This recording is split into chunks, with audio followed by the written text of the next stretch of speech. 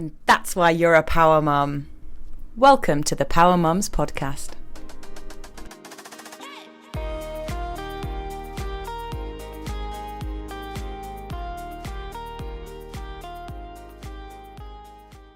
Hi, welcome to Power Mums podcast. Today we are joined by Dr. Charu from IMC.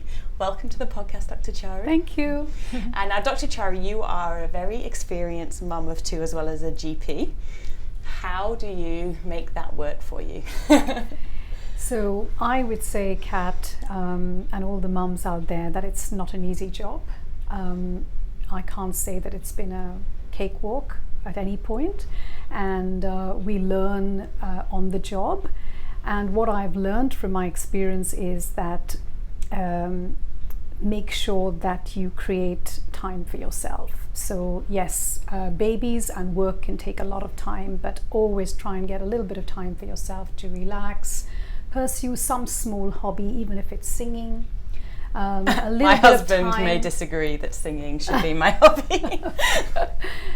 Create a little bit of time to spend with your partner and a little bit of time for your friends, even if it's just a quick phone call, because that is really important to keep yourself sane. And I balance things really by not being guilty. I spent a lot of I'm now nearing 50, and I think when I had young children I spent a lot of time feeling guilty about not being a mum as I should. And I think that children grow up fine as long as we are teaching them or spending that precious time in the evenings with them, quality time. As long as you are doing everything right from your side, stop feeling guilty. Do what you can, but remember that you are also important in this whole journey. Yeah, I have so much respect for stay-at-home mums. Yes. Because I just couldn't do it. Yes. Just couldn't. Yes. It's for me, working is so important. True. As it is finding time, and letting go of that guilt is, I think, a very top tip. True. And I think children respect you for that. As they get older, your children will look upon you as working mothers, and we do know those children are proud of their parents. So do that, accept all the help you can. If your in-laws offer to help, well, just let them, because that's your time then. Yeah, and for them, I suppose they just want to spend time with the baby. Their little grandchildren. Or the little kids. And does it get easier as the kids get older? It gets easier in the physical way, as in you don't need to do as much physically and you get more sleep, but a different set of problems takes over, which is the emotional side and managing your teenagers' emotions and being part of their struggles, and it's replaced by other issues. And therefore, if you're in good health yourself, you've got the energy then to deal with that. Yes. Oh, some very good top tips there. Thank you. And so I feel like we need to pick your brains, because you are a fountain of knowledge. So today's podcast is a bit different because we actually have some questions from some real life power mums on all things nutrition. So we're going to talk about nutrition for new mothers and mothers in general. Those that are breastfeeding, and also some nutrition questions about kids as well. Sure. So can we begin? Yes. I have a list. You'll have to stop me. Okay, yes. Dr. Charu is very well prepared for these questions.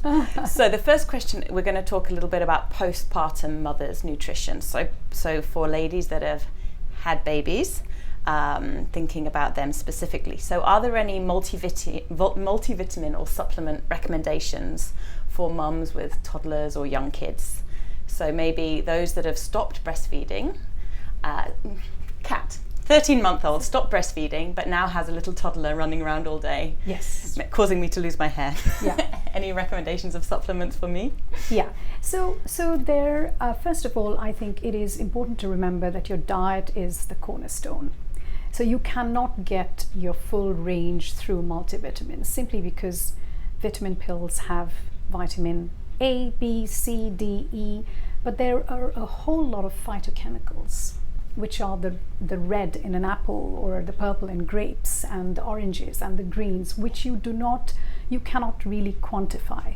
But these are those pigments which we know now can actually contribute hugely to immunity, prevention of cancer, mood chemicals, and these are not present in your multivitamins. So the first thing to remember is make sure you have all the food groups in your diet.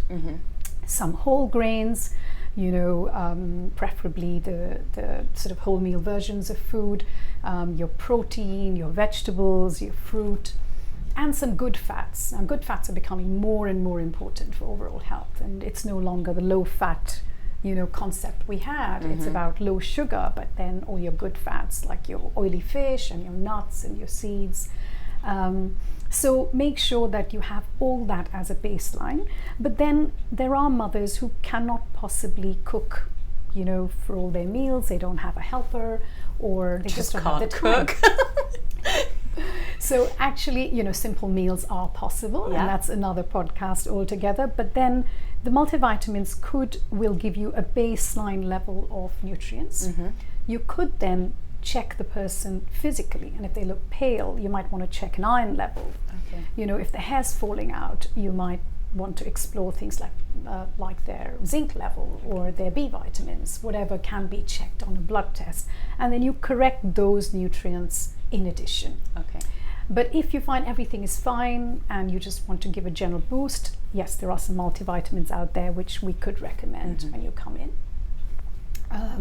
But it can be focused around what's lacking. Yes. As well. Okay, so you need to think more about the bigger picture rather than just popping a pill and thinking, I'm good now. Yes. Yeah. Yes. Absolutely. And what about food choices as a mum now? Would that affect my kids' food choices later on?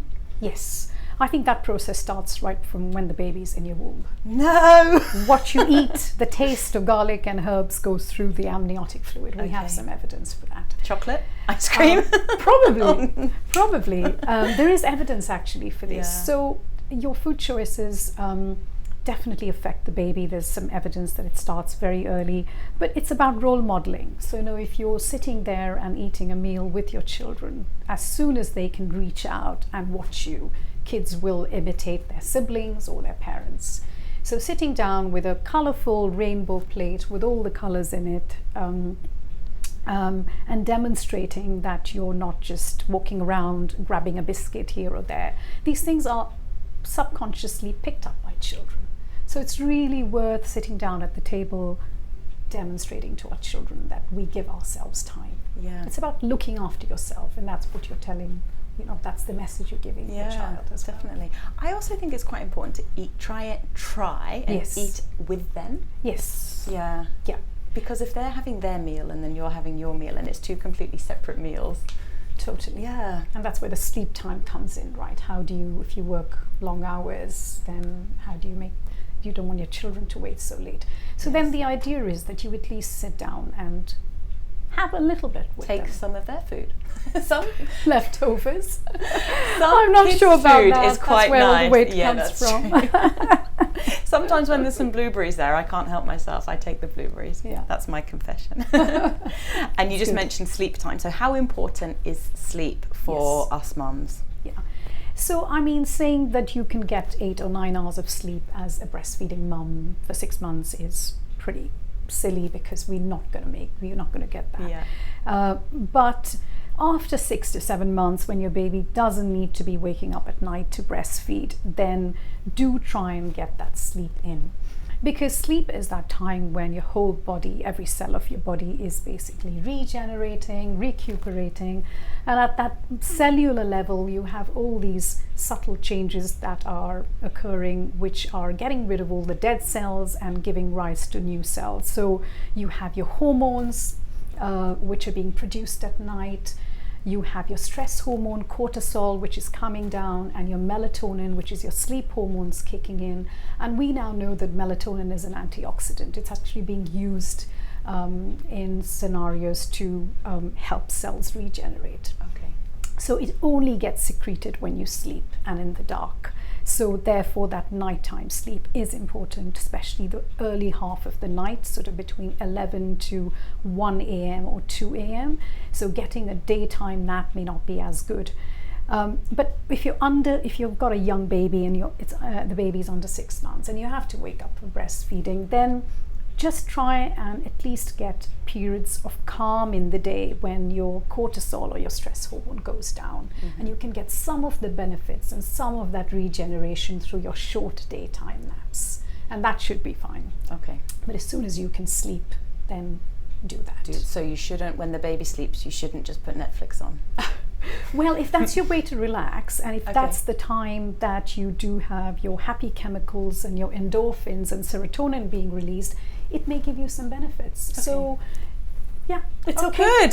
Good to know. It's all about balance, I suppose. It is about You balance. probably shouldn't be putting Netflix on at 11 p.m. when the baby's finally gone to sleep. You should probably try and sleep yourself. Yes. Or some intimate time with your partner. That will release endorphins as well. Not a problem. Okay. Dr. Chari's top tip.